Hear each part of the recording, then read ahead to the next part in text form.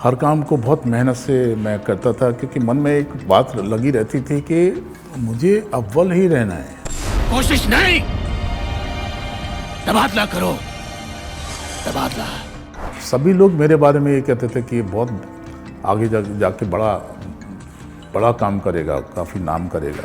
बहुत दिनों बाद मौका मिलो है, लुगाई को देखवे को और छूवे। अगर गांधी जी कर सकते हैं तो यार मैं क्यों नहीं कर सकता हूँ। सिद्ध साधु का अपमान किया है तो तुझे नरक में भी जगह नहीं मिलेगी। मैं नौकरी करता था और पढ़ता था। टुकड़े टुकड़े के लिए मोहताज थे तुम लोग, हमने तुम्हें जमीन दी जोतने के लिए, तुम्हारा जीवन चलाया। ए ग्रेड का आर्टिस्ट था जब मैंने NSD रेpertory छोड़ा। यशवंत देश पांडे, ये चार्जशीट तैयार की है तूने? हैं? पहली ही फिल्म में उनके साथ काम करने के बाद और रोल कटना, उस झटके से अपने आप को कैसे निकाला? बहुत समय लगा, 3 महीना लगा। ऐसी चाल चलूंगा कि सत्ता हमारे हाथ में होगी। ब्लाउज खोल के दिखाया, छाती से मांस नोचा गया था। तेरी औकात क्या है? क्या औकात है तेरी? मेरे अपने रिश्तेदार मुझसे दूर दूर होने लगे। कितना भी बड़ा हो जा, हमारे लिए गोटिया रहेगा, गोटिया गोटिया। शाहरुख खान के बारे में बात करें तो वो आदमी अपने काम से इतना प्यार करता है और वो एक ग्रेस है उसकी पर्सनैलिटी। मेरी बेटी अब भी उसके कब्जे में है। सुपरस्टार्स के बीच में अपनी जगह बनाना कोई आसान काम थोड़ी है। अरे बाय बाय। अपने आप को साबित करने के लिए अगर आपको लगता है आप एक्टर हैं और आपको अच्छी एक्टिंग कर लेते हैं तो एक अच्छी ट्रेनिंग जरूरी है। क्या कहा बेशरम लड़की, अपनी जबान को लगाम दे, पैंट गीली हो जाएगी तेरी, गीली। क्या बढ़िया इंट्रोडक्शन दिया है आपने मेरे। दोस्तों, एक छोटा बच्चा था, मध्य प्रदेश के छोटे से शहर सागर से था। एक दिन उसका दोस्त एक चिट्ठी लेकर आता है। चिट्ठी में होता है दिल्ली का पता। उस दिल्ली के पते में ज़्यादा कुछ नहीं था, उस पोस्ट कार्ड में भी ज़्यादा कुछ नहीं था, लेकिन वो पोस्ट कार्ड एक दिन एक इतिहास रच देगा। वो उस छोटे बच्चे को भी शायद नहीं पता था। वो बच्चा एक ऐसा इतिहास रचेगा कि फिल्म इंडस्ट्री के सबसे बड़े एक्टर्स में शामिल हो जाएगा। वो बच्चा उसके बाद दिल्ली गया, वहाँ संघर्ष किया। उसके बाद फिल्म के सबसे बड़े स्कूल राष्ट्रीय नाट्य विद्यालय यानी NSD से अपनी पढ़ाई पूरी की। उसके बाद मुंबई गए। इसके बाद उनकी पहली फिल्म आई, लेकिन ज़िंदगी ने एक झटका दिया।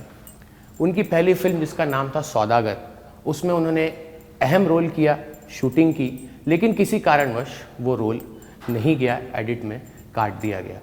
लेकिन उसके बाद जो इतिहास बना, वो इतिहास एक दिग्गज कलाकार को जन्म देने वाला था। तो वो दिग्गज कलाकार हैं गोविंद नामदेव जी, जो आज हमारे साथ मौजूद हैं विस्तार न्यूज़ और विस्तार डिजिटल पे। सर, स्वागत है आपका विस्तार न्यूज़ पे। बहुत धन्यवाद। क्या बढ़िया इंट्रोडक्शन दिया है आपने मेरे। और गोविंद नामदेव जी के कैरियर की अगर बात करें तो बहुत लंबा रहा है। 1991 से, जैसा मैंने बताया, सौदागर फिल्म से शुरुआत हुई और उसके बाद न जाने कितने ही यादगार रोल्स, बैंडिट क्वीन में ठाकुर का किरदार हो, सत्या फिल्म हो, सत्या जो एक ऐतिहासिक फिल्म थी, उसमें जो किरदार निभाया। उसके बाद सलमान खान के साथ काशी त्रिवेदी का किरदार निभाया विलेन के रूप में, ज़्यादातर नेगेटिव कैरेक्टर्स किए। तो सर, जो मैंने इंट्रोडक्शन दिया था उसमें अगर आप थोड़ा एलेबोरेट कर सकें कि सागर से निकल के वो सफ़र कैसा रहा, और सबसे पहली बात तो दिल्ली जाने के लिए माता पिता को कैसे मनाया। सबसे मुश्किल तो वही एक टास्क होता है सर, अगर बाहर आपको कहीं जाना है तो। बहुत मुश्किल टास्क था, आपने बिल्कुल सही कहा। किसी भी बच्चे को पेरेंट्स ऐसे कैसे छोड़ देंगे, और ख़ासतौर से 14 साल की उम्र में। तो पेरेंट्स को मनाना बड़ा मुश्किल रहा, लेकिन ये होता ना कि किस तरह की इमेज आपने अपने माता पिता के सामने बनाई है, किस तरह की इमेज आपने क्रिएट करके कितना विश्वास उनको दिया है। तो जो विश्वास मैंने उनको दिया था, क्या है कि मेरा बचपन जो है बड़ा एक्साइटिंग गुजरा है। हर काम को बहुत मेहनत से मैं करता था क्योंकि मन में एक बात लगी रहती थी कि मुझे अव्वल ही रहना है, चाहे वो मेरी पढ़ाई हो, चाहे स्कूल में जो स्पोर्ट्स होते हैं, रनिंग है और कबड्डी है और खो खो है, हर एक में मुझे अव्वल रहना चाहिए। और इसके लिए अव्वल रहने के लिए मैं हमेशा मेहनत करता था। जैसे हमारे लोकल गेम होते हैं, कंचा खेलना और पतंग उड़ाना, गुल्ली डंडा खेलना, तो इनमें भी मैं किसी से पीछे क्यों रहूं। सबसे लंबा टुल्ला मेरे ही क्यों ना लगे। तो इसके लिए मैं अकेले ही प्रैक्टिस करता रहता था और उसमें अव्वल हो जाता था। सो इसी तरह से पढ़ाई में भी हमेशा एक फर्स्ट डिवीज़न का मेरा स्टैंडर्ड रहा है। तो हमारे टीचर्स हमारे फादर के पास जाके तारीफ़ करते थे कि तुम्हारा लड़का तो बड़ा होशियार है, फर्स्ट डिवीज़न आया, मिठाई खिलाओ, ये वो सब बहुत सारी चीज़ें जैसी होती रहती। तो पेरेंट्स को मेरे ऊपर बड़ा भरोसा था और सभी लोग मेरे बारे में ये कहते थे कि ये बहुत आगे जाके बड़ा काम करेगा, काफ़ी नाम करेगा। तो ये इमेज मैंने पेरेंट्स के ऊपर डाली थी। इसके पीछे एक और जो इंस्पिरेशन है, मुझे मेरे फादर की इंस्पिरेशन मिली। वो एक नामी पहलवान थे, कई कुश्तियाँ उन्होंने जीती थी। हर बार 2-3 महीने में एक न एक कुश्ती होती थी और वो कुश्ती मार देते थे और अपना ये लेवल बनाए रखने के लिए वो खूब मेहनत करते थे, खूब दंड बैठक और प्रैक्टिस, कैसे दांव को परफेक्शन के साथ पलक झपकते ही कैसे लगाना है, इन सब चीज़ों के ऊपर खूब काम करते थे। मतलब 5000 दंड बैठक लगाना, वो 2-2.5 घंटे ऐसे करते करते ना पसीने बह जाते थे, हम पोछा लगाते थे और वो मुझे अपने साथ ले जाते थे अखाड़े। तो वो सब मेहनत मैं देखता था। उस मेहनत का नतीजा ये था कि वो कुश्ती जीतते थे और उस कुश्ती के वेन्यू से घर तक का रास्ता जो है 2.5-3 किलोमीटर, उस पूरे रास्ते में ढोल धमाके बजाते हुए लोग उनको कंधे पर लेके जाते थे। तो ऐसा लगता था यार मुझे भी ऐसे ही कुछ करना है, मुझे भी अपने फादर की तरह करना है ताकि लोग मुझे भी लोगों के सामने, और क्या तमाशा लगा रहता था। कोई वहाँ छत के ऊपर से देख रहा है, कोई बालकनी से देख रहा है, पिताजी को कंधे पर लेके जा रहे हैं। तो वो सब मैंने देखा था। तो उससे एक संस्कार मेरे अंदर ये पैदा हुआ था, एक तो मेहनत का, दूसरा कुछ अलग करने का, कुछ अलग करना है, कुछ बड़ा करना है। जितना मतलब मेरी टेंडेंसी, मेरे इंक्लिनेशन एक पहलवान बनने का हुआ ही नहीं। मैंने भी मेहनत मतलब वो सब किया, मैंने भी कुश्तियाँ सीखी, लेकिन वो हुआ नहीं। मन में ये रहता था कुछ बड़ा करना है, कुछ अलग करना है, किसी से पीछे नहीं रहना है, आगे ही रहना है। तो ये सब चलते चलते और हालांकि बहुत लंबा कैसे हैं, क्या क्या कहेंगे। नहीं तो जो आपने जैसे कहा सर कि कुछ बड़ा करना है, तो उस बड़े में एक्टिंग कैसे आया? एक जो ज़रूरी है बात, जहाँ से वो सूत्रपात हुआ, वो ये हुआ कि 5वीं क्लास में गांधी जी के कुछ संस्मरण उसमें हमको पढ़ाए जाते थे, हमारे कोर्स में थे, जिसमें उनके अलग अलग संस्मरण, जो उनकी सत्य के प्रयोग नाम की उनकी किताब है, आत्मकथा वाली, हाँ, तो उसमें से वो लिए जाते थे। तो उसमें कई संस्मरण बड़े अच्छे अच्छे थे। एक संस्मरण मुझे हमेशा से दिमाग में फंस गया और उसने बहुत इंस्पायर कर दिया मुझे।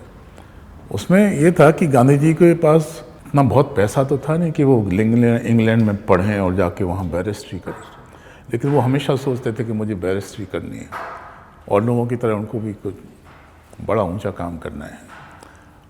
तो हर बार वो फादर से रिक्वेस्ट करते थे कि मुझे किसी भी तरह से, फादर तो लाचार थे, नहीं कर सकते थे। फाइनली ये हुआ कि फिर पिताजी ने कहीं इधर उधर से व्यवस्था करके और कुछ लोगों ने उनको दान दे दिया, कुछ इस तरह से कि महाराजा ने दान दे दिया, राजा बड़ौदा ने, तो वो उनको पहुंचा दिया गया इंग्लैंड। लेकिन कोर्स पूरा होने से पहले उनके पैसे ख़त्म हो गए और ये स्थिति आ गई कि शायद उनको वापस ना जाना पड़े। तो उन्होंने वहाँ नौकरी की और नौकरी करते हुए अपनी बैरिस्ट्री पूरी। ये जो संस्मरण है मेरे दिमाग में बहुत ही उसने बहुत असर डाला। ऐसा लगा कि यार अगर गांधी जी कर सकते हैं तो यार मैं क्यों नहीं कर सकता हूँ। तो अच्छा, मुझे मालूम था कि पेरेंट्स के पास हमारे इतना पैसा तो है नहीं कि वो हमको किसी बड़े कॉलेज में, बड़े इंस्टीट्यूट में भेज देंगे पढ़ाई के लिए। उन्होंने लंदन में बैरिस्ट्री करने के लिए, पढ़ाई करने के लिए लंदन गए। और इसी तरह से और जो दूसरे, मुझे लोगों की बायोग्राफीज़ पढ़ने का बड़ा शौक़ रहा। तो जिन जिन की बायोग्राफीज मैंने पढ़ी, नेताजी सुभाष चंद्र बोस, रविंद्रनाथ टैगोर, मदन मोहन मालवीय, सभी लोगों ने बड़ी बड़ी पढ़ाइयाँ की थी, बड़े संस्थानों में पढ़ाई की थी, बड़े शहरों में पढ़ाई की थी। तो मुझे लगता था कि अगर कुछ बड़ा करना है तो मुझे किसी बड़े शहर में ही जाके पढ़ना चाहिए, किसी बड़े इंस्टीट्यूट में पढ़ना चाहिए। तो दिल्ली बहुत घूमता था मैं, क्योंकि उनको लगता था कि शायद दिल्ली में ही ये सब मिलते हैं, क्योंकि वो सब वहाँ उन दोनों काफ़ी, जब रेवोल्यूशन हुआ था ना आज़ादी का, तो सब वहाँ मिलते थे। तो दिल्ली मेरे दिमाग में फंसी हुई थी और एक मौका मिला मुझे ऐसा कि मैं दिल्ली निकल गया। और पेरेंट्स को, जो आपका पहला प्रश्न था, मैंने पेरेंट्स को कहा कि मैंने 2 बार ट्राई किया, पेरेंट्स ने मुझे खूब डांटा, भगा ये सब फालतू बातें मत सोचा कर।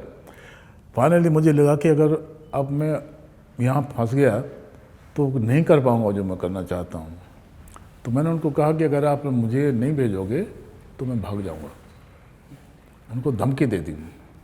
वो धमकी दे दी तो वो डर गए। उनको लगा कि यार ये वाकई ऐसा है, जिद्दी है, कहीं कुछ ऐसा वैसा ना कर ले, कहीं भाग गया अपने आप और फिर कहीं कुछ गड़बड़ ना हो जाए।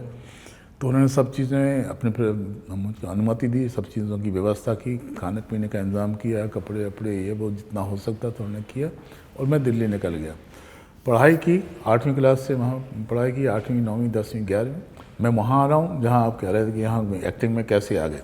11वीं क्लास वहाँ हायर सेकेंडरी हुआ करती थी, पहले बोर्ड हायर सेकेंडरी हुआ करता था, इसके बाद ग्रेजुएशन शुरू होता था। आजकल इंटरमीडिएट है। जैसे 11वीं हुआ तो मैं नौकरी करता था और पढ़ता था। तो जैसे 11वीं हुआ, बोर्ड का मैंने एग्ज़ाम पास किया तो आया कॉलेज का टाइमिंग ही कुछ ऐसा होता है कि 10 बजे से और 4 इस तरह का होता है। तो वो मैच नहीं हो रहा था किसी तरह से कि मैं नौकरी अपनी कंटिन्यू कर पाऊँ। तो मैं बहुत डिस्टर्ब था। तो फिर मैं ऐसी नौकरी तलाश कर रहा था कि कोई पार्ट टाइम जॉब मुझे ऐसी मिल जाए जो 5 बजे के बाद मैं कर पाऊँ। और इस तरह से तो मैं अपना ग्रेजुएशन जो मैं एक लक्ष्य बना के निकला था कि दिल्ली विश्वविद्यालय से मुझे डिग्री हासिल करनी है, चाहे कुछ भी हो जाएगा। ये जिद लेके गया था, ये लक्ष्य बना के। तो मैं नौकरी तलाश कर रहा था, तो मुझे नेशनल स्कूल ड्रामा का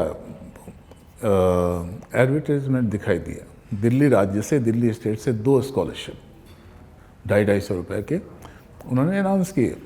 पूरे दिल्ली राज्य से 2 स्टेट के स्कॉलरशिप। तो मैं थिएटर एक्टिविटीज़ में, कल्चरल एक्टिविटीज़ में खूब इन्वॉल्व था अपने स्कूलिंग के दौरान। तो गाने भी गाता था, कविता वाचन भी करता था, भाषण भी लिखता था और भाषण लिख के फिर भाषण करता था। लोग बहुत पसंद करते थे। 1-2 मैंने एक्टिंग के ऐसे पीसेस बनाए थे जहाँ मैं जो सलूलकी होती थी, जहाँ एक बेटा अपनी माँ से संवाद स्थापित कर रहा है और अकेला है, इसलिए खूब रो के अपनी माँ से अपनी बातें कहता है। तो वो बहुत मेरा चर्चा में आ गया, क्योंकि जब मैं वो परफॉर्म करता था तो मैं माँ को बहुत मिस करता था, अकेला रहता था। तो परफॉर्म करते करते अचानक मैं रियल में रोने लगता था और आंखों में आंसू आ जाते थे। तो लोग देखने वाले चकित हो जाते थे, क्या ये कैसी एक्टिंग कर रहा है, तो कमाल की एक्टिंग कर रहा है। तो ये कॉन्फिडेंस मुझे स्कूल से मिला और फिर मैंने NSD का वो भर दिया फॉर्म और मेरा सिलेक्शन हो गया। इस तरह से मैं एक्टिंग में आया। तो सर, पहली ही फिल्म 1991 में सौदागर, मतलब दिग्गज कलाकार दिलीप कुमार साहब, राजकुमार साहब, मतलब जिनके साथ काम करना, मतलब कुछ जो एक्टर्स से मैंने इंटरव्यू किया बोलते हैं कि उनके साथ काम करना मतलब आपने तीर्थ पा लिया इस तरह का। तो पहली ही फिल्म में उनके साथ काम करने के बाद और रोल कटना, उस झटके से अपने आप को कैसे निकाला? क्या दोस्तों ने मदद की या क्या मोटिवेशन था कि उस झटके से आप निकल के फिर आगे बढ़ पाए? उस झटके से, ऐसे झटके से नहीं निकला मैं। बहुत समय लगा, 3 महीना लगा मुझे अपने आप को कंट्रोल करके। खूब रोता रहा। उसके पीछे कारण ये रहा कि मैं national school drama repertory company में एक A ग्रेड का आर्टिस्ट था। जब मैंने NSD रेपर्टरी छोड़ा, जब मैं बॉम्बे आया, तो एक अच्छा खासा सम्मानित स्थिति थी मेरी जब मैंने दिल्ली छोड़ा और बॉम्बे गया। जब मुझे एक कैरेक्टर मिला तो मैंने सब जगह फैला दी ये बात कि मैं ये कर रहा हूँ, मैं दिलीप कुमार के साथ काम कर रहा हूँ, मैं राजकुमार के साथ काम कर रहा हूँ। और ये सब तमाम मैंने बातें कह दी थी। जब ये पता लगा कि मेरा रोल कट गया है, पूरा ट्रैक ही निकाल दिया गया है क्योंकि फिल्म बहुत लंबी हो गई थी, तो ये जो झटका है मैं बर्दाश्त नहीं कर पाया। मैं दिमाग में ये चलता था कि यार मैं उनको क्या जवाब दूंगा कि झूठ बोल रहा था, मैं झूठा हो जाऊंगा उनके आगे। तो ये मैं बर्दाश्त नहीं कर पाता, तो रोता रहता था। 3 महीने तक मैं बहुत इस संघर्ष किया। मेरे वाइफ ने बहुत साथ दिया मेरे इस पूरे। तब विवाह हो गया था? तब तक विवाह हो गया था, तो वाइफ को लेके ही गया था, बच्चों को लेके गया था बॉम्बे। बड़ा अजीब सा ये निर्णय था मेरा, लेकिन मैं डिसाइड किया था कि करेंगे तो बच्चों को साथ ही लेके करेंगे। मुझे बच्चे ऐसे नहीं करना है कि बच्चे दिल्ली में हैं और मैं वहाँ। तो जैसे एक प्रोजेक्ट मेरा थ्रू हुआ, मैं बच्चों को ले आया और इस तरह से रह रहा था। तो फिर झटके से जब बाहर निकले सर, तो उसके बाद फिर कैसे प्रोजेक्ट्स मिलने शुरू हुए? क्योंकि सौदागर फिल्म में और भी कलाकार हैं, क्या उनको खबर थी कि इस तरह से आपके साथ हो गया है? वो तो बाद में सबको खबर हुई। अनुपम खेर जो जिन्होंने काफ़ी मदद की थी मेरी ये रोल दिलाने में, वो उसमें बहुत ही अहम किरदार कर रहे थे। और सुभाष के साथ काफ़ी उनके नज़दीकी रिश्ते थे। जब मैं वहाँ पहुँचा तो उन्होंने इंट्रोड्यूस कराया मुझे और मेरे सिफारिश की ये कैरेक्टर इनको दिया जा सकता है। तो उनकी सिफारिश की वजह से मुझे वो किरदार मिला था। सिफारिश भी इस तरह से की कि बहुत कमाल का एक्टर है, काम करेगा, बहुत अच्छा करेगा। बहुत अच्छा निकल के आया था। सुभाष की बहुत तारीफ़ करते रहते, हर बार हर दिन तारीफ़ करते थे कि तुम्हारा वो काम बहुत अच्छा आया, तुमने बहुत अच्छा एक्ट किया। तो ये सब था। और सर आपका जब कैरियर रहता है तो 2 ऐसी फिल्में जिनकी अगर बात ना हो, मतलब जो 2 फिल्में हैं उनकी स्टडी की जाती है। एक हो गई बैंडिट क्वीन और सत्या। बैंडिट क्वीन का हमने सुना है सर, जब शूटिंग चल रही थी तो उस समय फूलन देवी जेल में बंद थी और उनको पहले स्टोरी सुनाई जाती थी, फिर शूट किया जाता था। उसके बारे में कुछ बताना चाहें कि कैसे वो सिलसिला होता था फूलन देवी के साथ? जब मुझे एक कैरेक्टर मिला तो इस तरह का जितना भयंकर ये कैरेक्टर रहा, तो एक ऐसा किरदार जो इतनी नफ़रत जिसने की फूलन देवी से, उसको नंगा करके घुमाया गांव वालों के सामने और गालियाँ वालियाँ, ये पूरे गांव के मर्दों से रेप करवा दिया। इतनी नफरत से दृश्य रहा। जी। तो अब मैं इमेजिनेशन ही न जा पाए कि इस कैरेक्टर को करेंगे कैसे। इसी दुविधा में बना रहा। उनका आउटर लुक तो समझ में आ गया क्योंकि मैं भी बुंदेलखंड से हूँ। मेरे फादर, जैसे मैंने बताया कि पहलवान थे, तो उनका चलने का ढंग था भी ऐसा बिल्कुल दबंगों की तरह। और जब वो अपनी दुकान से घर आया करते थे, घर से दुकान जाते थे, तो एक कपड़ा डाल लेते थे गीला करके ताकि धूप ना लगे। तो वो लुक मुझे याद था। तो अचानक मुझे जब इस तरह की व्यवस्था लगी, एक तौलिया, जब हम गए वहाँ पर शूटिंग के लिए, तो चंबल के बीहड़ों में हमने शूटिंग की। तो वहाँ काफ़ी धूप हुआ करती थी। तो शूटिंग के पहले ही हमको लेके गए थे शिखर कपूर। तो शूटिंग शुरू हो गई और हर 2-3 दिन के बाद, हर 2 दिन के बाद पूरा ब्यौरा फूलन देवी को बताया जाता था। जो फूलन देवी ग्वालियर में थी, जेल में बंद थी, क्योंकि उन्हीं की अनुमति से ये फिल्म बन रही थी, उन्हीं की लाइफ के ऊपर। तो उनकी शर्त थी कि जो कुछ भी शूट हो रहा है मुझे बताया जाए, तभी मैं उसकी अनुमति दूंगी। तो जब वो सुन लेते थे कि ये शूट हुआ और आगे ये शूट होने वाला है, तब वो उसकी अनुमति देती थी, तब आगे फिल्म की शूटिंग चलती थी। तो पहले 2 दिन की शूटिंग हुई, उनको बता दिया गया। यहाँ से असिस्टेंट जाया करता था, शिखर कपूर असिस्टेंट को भेजते थे और वो बताया दिया। अगली बार जाने वाला था कोई, तो मेरी दोस्त हैं डॉली अहलूवालिया, आप जानते हो। तो वो उसमें ड्रेसेस कर रही थी। तो जब उनको पता लगा कि कोई जाने वाला है फूलन देवी के पास वहाँ पर जेल में, तो उन्होंने रिक्वेस्ट की शिखर कपूर से कि क्या मैं जा सकती हूँ, मैं उनको डिटेल बता दूँगी और आगे की डिटेल भी समझा दूँगी, और अगर कुछ मौका मिला तो उनसे कुछ पर्सनल बातें भी कर लूँगी। तो शेखर कपूर को ये आइडिया अच्छा लगा, तो उन्होंने कहा हाँ ठीक है तुम चली जाओ, अच्छा है, वेरी गुड। और वो हम लोगों ने साथ में काम किया था, रेपर्टरी कंपनी में हम लोग साथ में तकरीबन 7-8 साल तक साथ में काम किया। तो वो गई, उन्होंने सब जैसा सिस्टम था उन्होंने सब कुछ बताया, आगे जो 2 दिन होने वाले हैं शूट वो बताया, जो 2 दिन हुआ शूट वो बताया। बाद में उन्होंने पूछा कि अगर आप बुरा ना माने तो क्या मैं ये जान सकती हूँ कि क्या क्या घटा था आपके साथ, जो आपने 2400 लोगों को लाइन में खड़ा करके मार दिया। तो उन्होंने उनकी कहानी सुनाई अपनी, हर लेवल पर उनको एक्सप्लॉइट किया गया, किस तरह से बाद में फिर पूरे गांव के मर्दों ने उसके साथ रेप किया। तो ये सब चीज़ें जब बताई तो वो टॉली अहलुवालिया हिल गई, मतलब बर्दाश्त नहीं कर पाई, खूब रोई, वो खूब रोने लगी। फिर उसने बोला कि क्या रोती क्या है, अभी जो मैंने बताया 50% बताया है, देखेगी 100%। और उसने ब्लाउज खोल के दिखाया, छाती से मांस नोचा गया था, गड्ढे हो गए थे उसकी छाती के अंदर।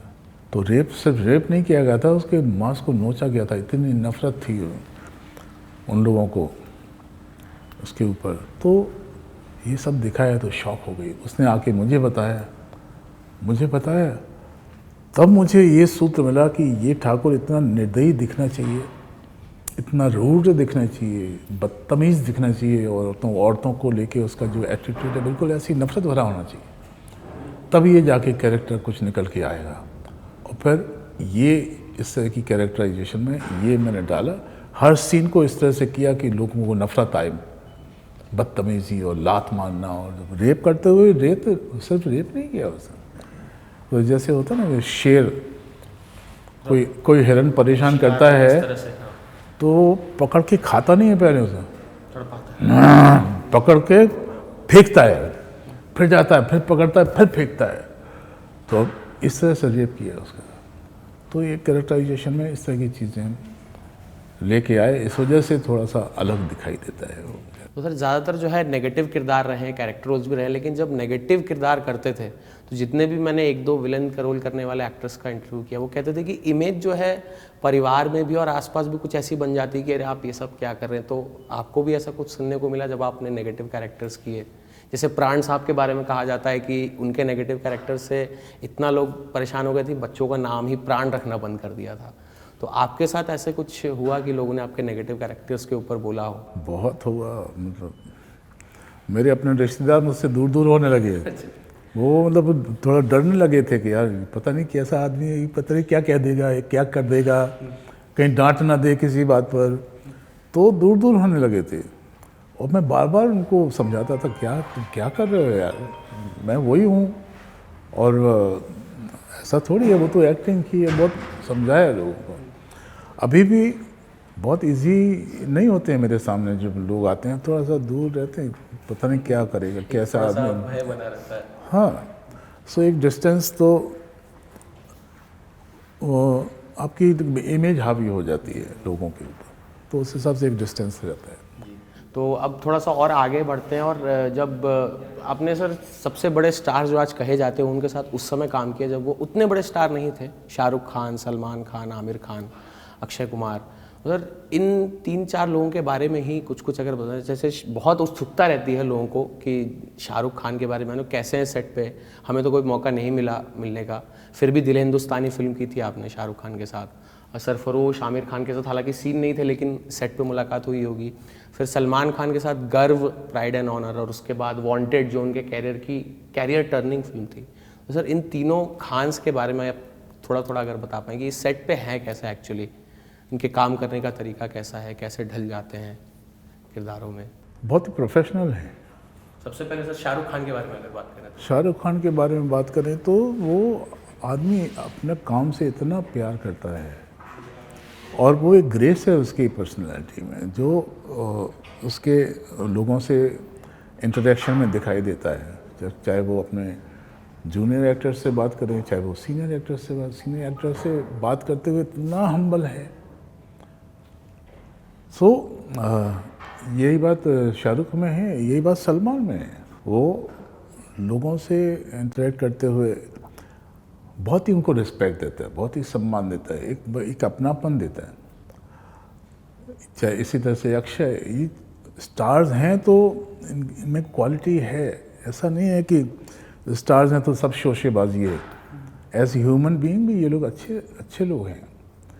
इस वजह से वही चीज़ उनके काम में भी दिखाई देती है, वही चीज़ उनके बारे में भी सुनाई हमको देती है। कितना हम सुनते हैं कि सलमान ने इसकी हेल्प की, उसकी हेल्प की, अक्षय ने इतना पैसा दिया, अमिताभ बच्चन ने इतना पैसा दिया, पूरा गांव ही उन्होंने, तो करते हैं लोग, इस वजह से स्टार्स हैं। सो मैं बहुत पॉजिटिव, मतलब जितने इन लोगों के साथ काम किया, अमिताभ बच्चन जी के साथ सरकार में काम किया था। एक अब तुम्हारे हवाले वतन साथी हो, हाँ, उसमें आप टेररिस्ट वाले रोल में थे। हाँ, ये लोग इतने ग्रेसफुल हैं, इतने उनमें क्वालिटीज़ हैं और उस क्वालिटीज़ से लोगों को इम्प्रेस करते हैं। और मुझे खूब सम्मान मिला है इन लोगों से, बहुत। मतलब क्योंकि मैं एक बात ये भी मानता हूँ कि आपके काम को बहुत सम्मान मिलता है बॉम्बे में। आपके अंदर टैलेंट है तो हर कोई आपको बिल्कुल हाथों हाथ लेके रखेगा। नहीं है, कम है, या कुछ कम है तो छोड़ देते हैं, तो आपको फिर एंटरटेन नहीं करते। और एक एक्टर है अजय देवगन, जिनके आपने सिंघम में 2 पार्ट्स में उनके पिताजी का रोल किया। तो अजय देवगन सर कई फिल्में की, जी तक्षक की, लेकिन मुख्य तौर पे जैसे हमारी जनरेशन है वो सिंघम की वजह से जानती है।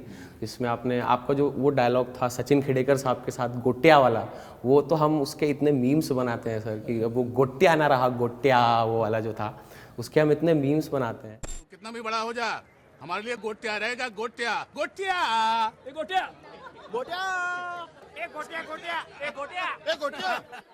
तो अजय देवगन सर के बारे में थोड़ा जानना चाहूँगा। जैसे वो प्रैंकस्टर कहे जाते हैं, मतलब मजाक बहुत ज़्यादा करते हैं साथी कलाकारों के साथ। आपके साथ कुछ ऐसा मेमोरेबल मजाक उन्होंने किया हो? मजाक मतलब नहीं किया, क्योंकि वो मुझसे रोहित शेट्टी साहब भी मतलब वैसे ही करते हैं। लेकिन चूंकि मैं सीनियर था उनसे और मेरे इस तरह के काम ऑलरेडी आ चुके थे जो लोगों ने बहुत पसंद किए थे, मैं पॉपुलर भी रहा। सीनियरिटी की वजह से उन्होंने मेरे साथ इस तरह की बात, मतलब वो सोचते भी थे लेकिन वो करते नहीं थे। एक रिस्पेक्ट उनके मन में रहा हमेशा। सो हमारे दोस्ताना ताल्लुकात हैं, अच्छा है। तो लेकिन सिंघम अगेन में आपको बहुत उम्मीद थी देखने की, सिंघम अगेन में आप क्यों नहीं आ पाए सर? उस तरह की कहानी नहीं थी ना। अच्छा, कहानी नहीं थी, फादर का कुछ था ही नहीं इसमें। अप्रोच भी नहीं किया मतलब रोहित शेट्टी ने, या नहीं बताया मुझे कि अच्छा, कुछ है ही नहीं इसमें। मतलब आपकी इच्छा थी कि हाँ अगर होता तो हम करते ही। और अच्छा, तो सर जो नए जनरेशन के एक्टर्स हैं जिनके साथ आप काम कर रहे हैं, तो उनके बारे में, जैसे राजकुमार राव के साथ आपने शादी में ज़रूर आना की थी, तो नए जनरेशन के एक्टर्स और जो ये शाहरुख सलमान वाली पीढ़ी है, उनमें और इनमें क्या फ़र्क नज़र आता है? मेहनत में तो ऑब्वियसली कोई कमी नहीं होगी किसी के भी, लेकिन एक क्या अलग ये लोग रंग लेके आते हैं जो पुराने वाले जो स्टार्स थे, जो शाहरुख सलमान, उनमें नहीं था, उनमें था लेकिन अब नहीं है। ऐसा क्या नया लेके आते हैं ये लोग?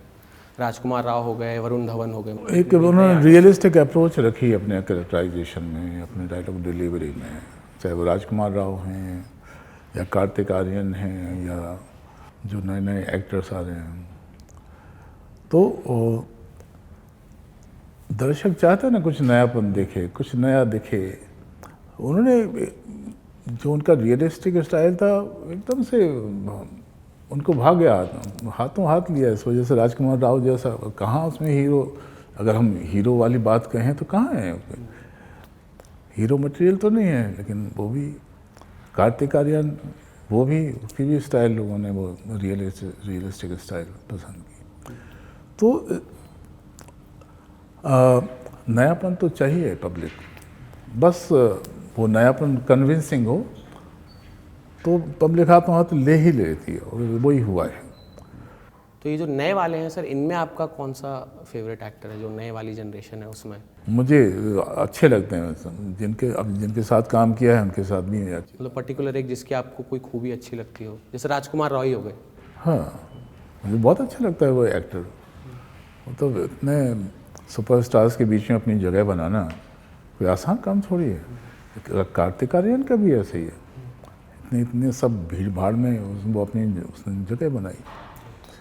और पहले मुझे एक ऐसा डर सा था कि यार पता नहीं ये लोग कैसे बिहेव करेंगे, क्योंकि एकदम नए जनरेशन का ऐसा सुना था ना कि बहुत ही इंडिविजुअलिस्टिक रहते हैं और ज़्यादा सीनियर्स को रिस्पेक्ट नहीं करते हैं। इस तरह की कुछ भ्रांतियाँ, मतलब ऐसा कुछ भी नहीं है। ऐसा कुछ भी नहीं है।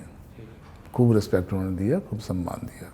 हमें उम्मीद है कि आपको ये क्लियर हो गया होगा कि जो नए कलाकार हैं, नई जनरेशन ये इस तरह से नहीं करती है। सर ने खुद बता दिया। एक फिल्म रह गई, अगर थोड़ा 5 मिनट दें, अगर OMG और OMG 2 के बारे में। मतलब OMG तो बहुत बड़ी हिट थी, उस पर काफ़ी सारी बातें बोली गई, लेकिन OMG 2 जो आई, OMG 2 में आपका भी बयान आया था कि उस पर जो सेंसर बोर्ड ने जो बातें कही या उसमें कट्स लगा दिए, आपने उसको, एक फिल्म आई थी आदि पुरुष, उससे जोड़ के कुछ कहा था। तो आपको क्या कमी नज़र आई थी OMG 2 के सीन्स कट होने के बाद? उसमें ऐसे कौन से सीन थे जिन्हें रखा जाना चाहिए था? सीन की बात नहीं थी, बात ये थी कि उन्होंने सिर्फ एडल्ट के लिए फिल्म अप्रूव की। अगर एडल्ट के लिए अप्रूव की तो जो 18 साल से कम उम्र के बच्चे हैं वो तो देख ही नहीं पाएंगे। और ये फिल्म उन्हीं के लिए थी, उनके लिए एक सीख थी, उनके लिए सीख थी। उन बच्चों को लेके पेरेंट्स के लिए सीख थी कि इन लोगों को ये सब चीज़ों के बारे में मालूम होना चाहिए, नहीं तो क्या दिग्भ्रमित होने में समय थोड़ी लगता है, क्योंकि हर बच्चे को उस एज से निकलना है और उस एज से निकलते हुए जो जो कुछ परिवर्तन उनकी अपने शारीरिक परिवर्तन होते हैं, अपने मानसिक परिवर्तन होते हैं, अगर उनके बारे में उनको पहले से जागरूकता हो तो फिर उससे दिग्भ्रमित नहीं होते, उससे नुकसान नहीं होता। आपने देखा होगा सेकंड वाले में किस तरह से वो बच्चा परेशान हो जाता है और आत्महत्या करने की कगार पर पहुंच जाता है। तो हमें ऐसी स्थितियां क्यों लानी है? और ये मौका अगर आप छीन रहे हैं बच्चों से तो गलत काम कर रहे हैं। इसका मतलब कि सेंसर बोर्ड करेक्ट काम नहीं कर रहा है। उस समय मुझे ये महसूस हुआ था और उसके लिए मैं खुल के सबको क्रिटिसाइज किया था। तो सर, जो आजकल की नई जनरेशन जो आ रही है, हम जैसी जो एज के हैं, जो एक्टिंग में आना चाहते हैं, सोशल मीडिया का ज़माना आ गया, बहुत जल्दी फेम मिलना जिसे कहते हैं कि आसान हो गया है। लेकिन एक 2 लाइनें मुझे याद आ गई कि चिड़िया चाहे जितना उड़ ले आकाश, दाना तो रहता है ज़मीन के ही पास। तो आज की नई जनरेशन फेम को कैसे संभाले, ज़मीन पर कैसे रहे? क्योंकि जितना जल्दी फेम मिलता है उतना जल्दी नीचे भी आते हैं, ऐसा होता है। तो आप क्या ऐसी सीख देना चाहेंगे जिससे अगर जाना चाहते हैं इस फील्ड में, एक्टिंग में, तो कैसे बरकरार रख पाएँ अपने आप को, कंसिस्टेंसी कैसे मेंटेन हो पाएगी? तो अव्वल तो एक अपने आप को अच्छा कलाकार साबित करने के लिए आप क्या कुछ मोमेंट्री चीज़ें आपके पास, जैसे एक फिल्म में आपको काम मिला और आप वो हिट हो गया, तो आपको मालूम होना चाहिए कि हिट क्यों हुआ है, आपकी कौन सी क्वालिटीज़ हैं जो लोगों ने पसंद की हैं। उस क्वालिटी को मेंटेन करना, उस लेवल को मेंटेन करना, उस कैरेक्टराइजेशन को, आपके परफॉर्मेंस लेवल को मेंटेन करना बहुत ज़रूरी है। और वो 2-3 अगर आप में हल्कापन होता है, आप में जो मजबूती नहीं होती है, तो वो छूट जाता है। वो मजबूती लाने के लिए आपको अपने आप को अभ्यास में डालना बहुत ज़रूरी है। अभ्यास बहुत ज़रूरी है। तो न्यू जनरेशन को मैं ये कहूँगा कि आप में अपने आप को साबित करने के लिए, अगर आपको लगता है आप एक्टर हैं और आपको अच्छी एक्टिंग कर लेते हैं, तो एक अच्छी ट्रेनिंग ज़रूरी है। ट्रेनिंग में अपने आप को तैयार करना, अपनी तैयारी बहुत ज़रूरी है। और लोगों से बेहतर आप कैसे करें और लोगों से बेहतर आपका अभिनय कैसे हो, इस ट्रैक में काम करना है आप। जब आप इस तरह की कोशिश करेंगे तो फिर आप और लोगों से बेहतर बने रहेंगे भी और उस हिसाब से मेहनत भी करेंगे। तो अपने ऊपर मेहनत करना बहुत ज़रूरी है। उसके लिए आपकी आवाज़ पर मेहनत है, आपकी डायलॉग डिलीवरी पर है, इमोशंस कैसे दें और कैसे मिनटों, मतलब सेकंड्स में आपको इमोशंस चेंज करनी है, देनी है। बहुत सारे ऐसे अभ्यास हैं जिनमें जाने की ज़रूरत होती है। अगर आप में ये सब करने की लायकियत नहीं है, इन सबको करने का जज्बा नहीं है, वो संस्कार नहीं है, तो ये फील्ड आपका नहीं है। अगर ये है तो ये आपका है और आप मेहनत करके आगे बढ़ें। बिल्कुल सर। तो मेरा आखिरी सवाल ये रहेगा कि भोपाल में बैठे हैं, भोपाल की बात ना हो और जैसा मैं बताऊं आपको, हमारा ये इंटरव्यू पॉसिबल हो पा रहा है त्रिकर्षी संस्था की द्वारा, जिनकी तरफ से सर को अवार्ड दिया जा रहा है। नाट्य के क्षेत्र में बहुत बड़ा काम करने के लिए अवार्ड दिया जा रहा है त्रिकर्षी नाट्य संस्था की तरफ से। और भोपाल में इस समय हम लोग जो बैठे हैं, सर भोपाल के बारे में क्या कहना चाहेंगे? मतलब रंगमंच का बहुत पुराना रिश्ता रहा है भोपाल और रंगमंच का, और आप भी काफ़ी बार आते रहे हैं झीलों की नगरी में। यहाँ पे शोज भी किए जी, बहुत सारे किए हैं जी। तो भोपाल के बारे में कुछ क्या स्पेशल लगता है सर? भोपाल शहर कई बोलते हैं कि बार रह जाता है फिर जाने का मन नहीं करता, तो भोपाल के बारे में आपका क्या ख्याल है सर? संस्कृति का हब है भोपाल, हमारी भारतीय संस्कृति का हब है, और सांस्कृतिक कार्यक्रमों का भी हब है, एक सेंटर है। हर वक्त प्रोग्राम्स यहाँ होते रहते हैं, नाटक होते हैं, कविताएं, बैठकें, और ये लगभग हर थिएटर में नाटक डेली हो रहे हैं। बहुत सारे इसी वजह से बहुत सारे थिएटर्स हुए हैं। भारत भवन से जो शुरुआत हुई है, कारण जी ने भारत भवन का स्थापना की, उसके बाद से जो आंदोलन आया है, जो आंदोलन शुरू हुआ है थिएटर में, वो अब तक चालू है। हर व्यक्ति यहाँ आके थिएटर करना चाहता है, थिएटर ग्रुप्स में जुड़ना चाहता है, और यहाँ के रंग में रंगना चाहता है। अभी तो खूबसूरत से शहर भी इतना खूबसूरत हो गया है, हर चीज़, हर कोना, हर कॉर्नर अच्छा लगता है। जहाँ सब कुछ अच्छा होता है, जहाँ सब कुछ अच्छा लगता है, वहाँ लोग ज़्यादा रहना जाना पसंद करते हैं। ठीक है जी जी बिल्कुल। और अपकमिंग प्रोजेक्ट्स, अगर आपके जो बड़े प्रोजेक्ट्स आ रहे हैं उनके बता दें। अभी 2 बहुत ही इम्पोर्टेंट प्रोजेक्ट्स हो रहे हैं, जिनको करते हुए बहुत आनंद महसूस कर रहा हूँ। एक है गौरी शंकर गौहरगंज वाली फिल्म है, ये नीरज व्यास इसको डायरेक्ट कर रहे हैं। अभी इंदौर में शूटिंग चल रही है। इसमें गौरी शंकर का किरदार मैं कर रहा हूँ, क्योंकि टाइटल रोल कर रहा हूँ, तो हर दूसरे सीन में हूँ, और बहुत कई तरह के एक्सपेरिमेंट्स चल रहे हैं, बहुत मज़ा आ रहा है। एक फिल्म है समर्पण, उसको राजन लायलपुरी डायरेक्ट कर रहे हैं। इसमें भी सेंट्रल किरदार है मेरा। तो ये दोनों लगातार चालू हैं। अभी इसकी शूटिंग कर रहा हूँ, कभी इसकी शूटिंग कर रहा हूँ। रेड 2 आने वाली है, अजय देवगन की।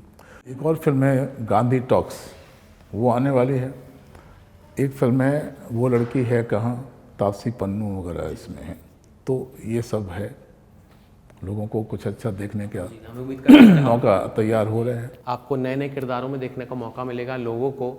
तो ये थे हमारे साथ गोविंद नामदेव सर, विस्तार न्यूज़ और विस्तार डिजिटल पे। और आपने जाना इनसे कि कैसे पोस्टकार्ड पे दिल्ली का पता देखकर एक लड़का निकला और आज इतना बड़ा एक्टर बन गया।